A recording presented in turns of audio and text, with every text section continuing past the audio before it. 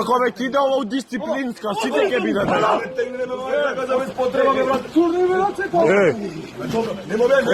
Нема. Нападите на полициските службеници како да стануваат секојдневие во Македонија. Бура реакција во јавноста предизвика видеото каде се гледа како полицајци се нападнати бидејќи сакале да легитимираат лице во алкохолизирана состојба кое не носело маска.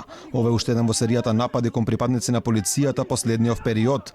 Во овој случај полицајците дури добија закани дека со еден телефонски повик ќе бидат казнети, затоа што според она што може да се види на видеото објавено на социјалните мрежи, си ја работат својата работа. Да, ќе видиш уставница, ќе видиш на дисциплинска, саќе се јавам ја. Сите ќе бидете казнени.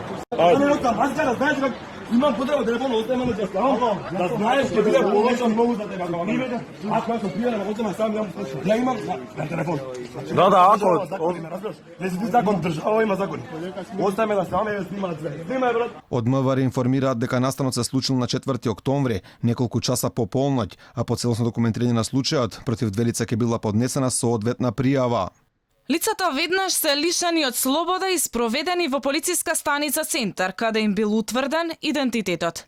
Лицето што не носело маска и агресивно се однесувало е АТ-20 од Скопје, а лицето што физички нападнало полициски службеник е ИМ-22, исто така од Скопје. За целиот настан е изготвен соодветен службен материјал. Секој што ќе нападне полициски службеник, кој се грижи за безбедноста на граѓаните, ќе се соочи со законот. Напад врз полициски службеник е сериозно кривично дело и такви постапки и однесување нема да се толерираат. Пред 10 ден од дрвократци во Велес беа нападнати 5 полицајци, од кои еден се здоби со фрактура на черепот, на коските на лицето и фрактура на подлактицата.